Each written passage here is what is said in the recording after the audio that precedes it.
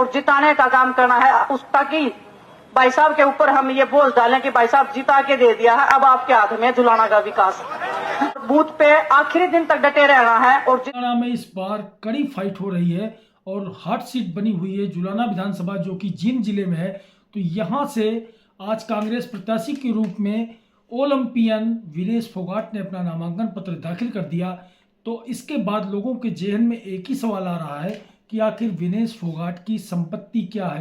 तो संपत्ति और इनकम सब कुछ आप जान लीजिए, वीडियो में आप बने रहिए। तो विनेश फोगाट की संपत्ति जो है वो लाखों में है, और अगर सालाना इनकम की बात करें तो विनेश फोगाट की सालाना इनकम 13 लाख से ज़्यादा है। 13,85,152 रुपये जो 2023-24 का ईयर है, इसमें रही इनकम जो है विनेश फोगाट की, जबकि इनके पति की सालाना इनकम इनसे काफ़ी कम है। इसके अलावा इनके पास 4 गाड़ियां हैं, चूँकि ओलंपियन रही हैं और तमाम प्रतियोगिताओं को जीतती रही हैं, चाहे एशियाड हो या राष्ट्रमंडल खेल हो, तो सब में इन्होंने अपनी रेसलिंग का लोहा मनवाया है और कुश्ती में एक नया अध्याय लिखा है कामयाबी का। तो ऐसी विनेश फोगाट को कांग्रेस ने इस बार टिकट दिया है और सीधे सीधे फाइट में आई है कांग्रेस। जबकि अगर अतीत की बात करें तो पिछले कई चुनावों से कांग्रेस का कहीं नामो निशान नहीं था जुलाना विधानसभा में, लेकिन इस बार विनेश की बदौलत कांग्रेस कड़ी टक्कर में आई है। तो नामांकन हुआ आज विनेश फोगाट का और हम बात कर रहे हैं उनकी संपत्ति की। तो 13,85,152 रुपये सालाना इनकम विनेश फोगाट की है, जबकि इनके पति सोमवीर राठी की सालाना इनकम 3,44,000 है।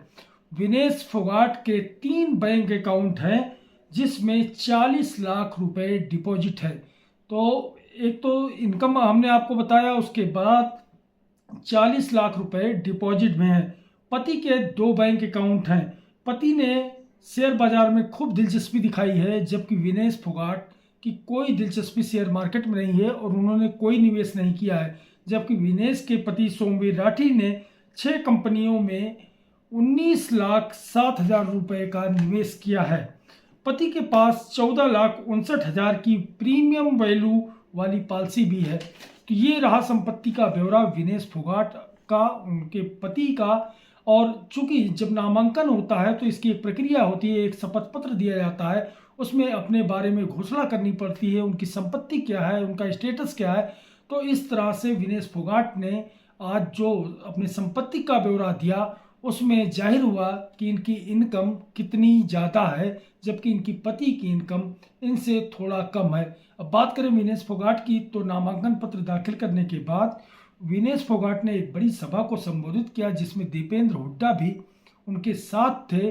जिस तरह से भीड़ आई थी नामांकन जुलूस में, जिस तरह से लोग उमड़ पड़े थे, उससे बेहद उत्साहित नजर आई विनेश फोगाट। और विनेश फोगाट ने दावा कर दिया कि जुलाना विधानसभा सीट हमने आपको दे दी है। ये दावा दीपेंद्र हुड्डा से किया उन्होंने और कहा कि जुलाना को हमने दे दिया आपको जीत के, अब जुलाना का विकास आपके हवाले है। तो विनेश फोगाट को उम्मीद है कि कांग्रेस की सरकार बनेगी। और इसके पहले जब उन्होंने अपना संबोधन दिया दीपेंद्र हुड्डा ने, तो उन्होंने भी ये कहा कि हम विनेश फोगाट को बड़ी जिम्मेदारी देंगे, आप केवल सीट जिता के दो। तो इस तरह से पहली बार जुलाना विधानसभा सीट में एक लंबे अंतराल के बाद विनेश फोगाट अच्छी फाइट दे रही हैं। और जिस तरह से किसान, नौजवान, युवा और खेल प्रेमी ये सब विनेश को समर्थन कर रहे हैं, उससे लाजमी है कि विनेश का उत्साह बढ़ा है। और साथ ही साथ दीपेंद्र हुड्डा की स्वीकारोक्ति भी बढ़ी है, खासतौर से जुलाना विधानसभा क्षेत्र में और साथ ही जींद जिले में। तो अब नामांकन दाखिल हो चुका है, अब इसके बाद कार्यालय का उद्घाटन भी हो चुका था, नामांकन भी दाखिल हो गया।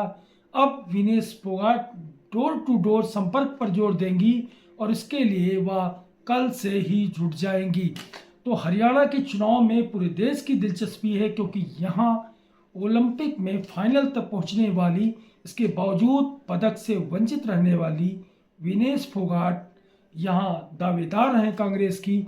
अब लोगों को नज़रें इसलिए भी ज़्यादा है कि जो पहलवानी का अखाड़ा था वहाँ तो खूब कमाल किया विनेश फोगाट ने, तो अब जो ये अखाड़ा है सियासी अखाड़ा, इसमें कहाँ तक पहुँचेंगे विनेश फोगाट, क्या यहाँ भी अपना परचम लहराएंगी? इसी सवाल को लेकर के सबकी नज़रें जुलाना विधानसभा सीट पर है और हरियाणा चुनाव पर है। तो हरियाणा में 5 अक्टूबर को विधानसभा का चुनाव होना है, लेकिन सबकी नज़रें विनेश फोगाट के रिजल्ट को लेकर के टिकी हुई हैं। धन्यवाद।